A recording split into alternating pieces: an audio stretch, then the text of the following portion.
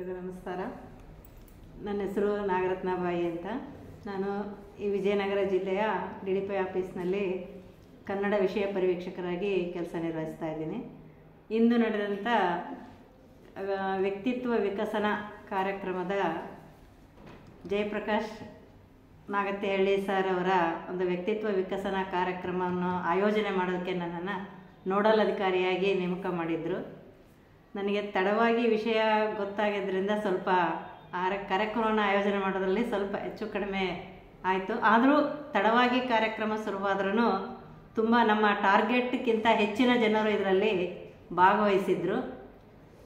ಎಲ್ಲರೂ ಪ್ರಾರಂಭಕ್ಕಿಂತ ಹೋಗುವಾಗ ತುಂಬ ಸ್ಫೂರ್ತಿದಾಯಕವಾಗಿ ವಿಷಯಗಳನ್ನು ಮನದಟ್ಟು ಮಾಡಿಕೊಂಡು ಸಂತೋಷಯುತವಾಗಿ ತಾವು ಇಲ್ಲಿ ಕೇಳಿದಂಥ ಅನೇಕ ವಿಷಯಗಳನ್ನು ತಮ್ಮ ಜೀವನದಲ್ಲಿ ತಮ್ಮ ತರಗತಿಗಳಲ್ಲಿ ಅನ್ವಯ ಮಾಡ್ಕೊಳ್ತೀವಿ ಅನ್ನೋ ಭರವಸೆಯೊಂದಿಗೆ ಸಂತೋಷವಾಗಿ ಇಲ್ಲಿಂದ ಹೊರಟೋದ್ರು.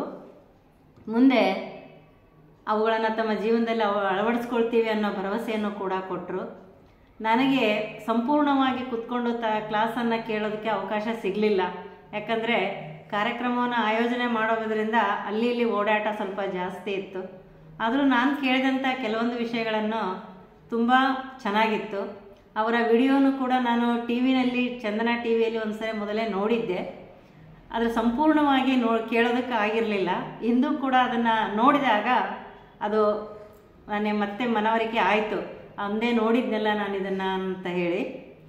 ಅದರಲ್ಲೂ ಕೂಡ ಎಷ್ಟೋ ವಿಷಯಗಳನ್ನು ನಾನು ಕೇಳಿದ್ದೀನಿ. ತುಂಬ ಚೆನ್ನಾಗಿತ್ತು. ಎಲ್ಲರೂ ಒಳ್ಳೆಯ ಫೀಡ್ಬ್ಯಾಕನ್ನು ಕೂಡ ಕೊಟ್ಟಿದ್ದಾರೆ. ಅವನ್ನ ನೋಡಿಬಿಟ್ಟು ನಾವು ಮುಂದೆ ಕಾರ್ಯಕ್ರಮಗಳಲ್ಲಿ ಮುಂದಿನ ಒಂದು ಹಂತದಲ್ಲಿ ಇವುಗಳನ್ನು ಅಳವಡಿಸ್ಕೊಳ್ತೀವಿ ಅಂತ ಹೇಳ್ತಾ ನನ್ನೆರಡು ಮಾತನ್ನು ಮುಗಿಸ್ತಾ ಇದ್ದೀನಿ.